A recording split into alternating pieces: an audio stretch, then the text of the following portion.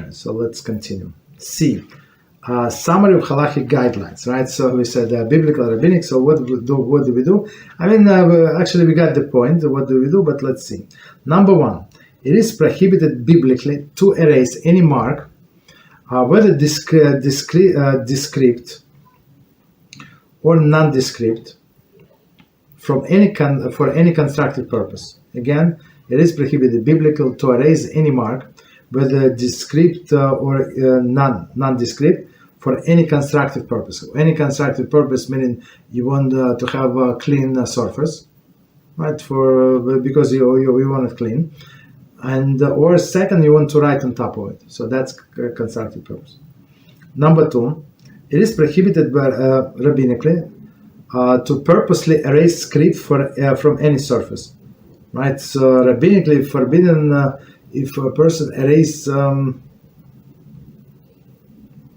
purposely meaning that they want to do something with that, okay, from any surface, meaning even if it's a surface is not usually used for writing. Number three, it is prohibited rabbinically to purposely erase any mark, whether script or not, descript or non-descript, from a surface that are commonly used for writings. Again, it is prohibited rabbinically to purposely erase any mark, whether discrete or non-discrete, from a surface that are commonly used for writing. So if it's commonly used for writing, meaning even if person is not going to write anything on top, so it is forbidden. For example, in a book, right? So they have a ink blot or something in the book or something, or a food got stuck there. Also a problem. So, and point number four, it is permitted to erase non-descript mark, not for the purpose of writing in its place. Okay, it is permitted to erase non-descript mark, not for the purpose of writing in its place, from the surface that is not commonly used for writing. Okay, so meaning, however, depending on the texture of the surface, these fall under the prohibition of laundering. Okay, so before we continue, let's read again. And laundry, it's chapter number 12. Okay, we're going to get to it. Okay, again, it is permitted to erase non-descriptive mark, so meaning something, not for the purpose of writing in its place, from a surface that is not commonly used for writing. So as a spillage, we said on something, on a table, on a floor, right? Right, it's the surface is not commonly used for writing, and it's something non-discrete. However, depending on the texture of the surface, this may fall under the prohibition of laundering. So what does it mean? Laundering, when texture, meaning if it's was a pliable, right? Pliable is the right one. So if it's something pliable, right? So it could be like a erasure from this surface could come under prohibition, fall under prohibition of laundry, right? That's why we launder clothing or some other things, right? Why? Because it's dirty, right? It has some stains. But if this person if the surface is like hardwood, like tiles on a table or something, right? So in this case, yeah, nobody laundered these things, so you would be able to erase. Okay. So let me see, what time is it?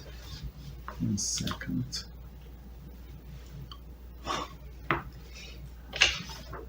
Okay, so I guess we stop here. It's a long chapter. So continue. Rabbi, is Tachanun not recited on Shabbos? So 1 second. Let's continue with all of the questions. Then we do a break. Okay. Rabbi, is Tachanun not recited on Shabbos because that would be erasing a positive, productive purpose too? Erasing our sins to improve the spiritual situation. Okay, so Tachanun is not recited on Shabbos because Tachanun is not recited on Shabbos. So Tachanun is supplicatory prayer, right? When when we fall on our hand, on the left hand, when we don't have tefillin, for example, on mincha, on the right hand, when we have tefillin. So women looks like they would fall on always on the left hand, right?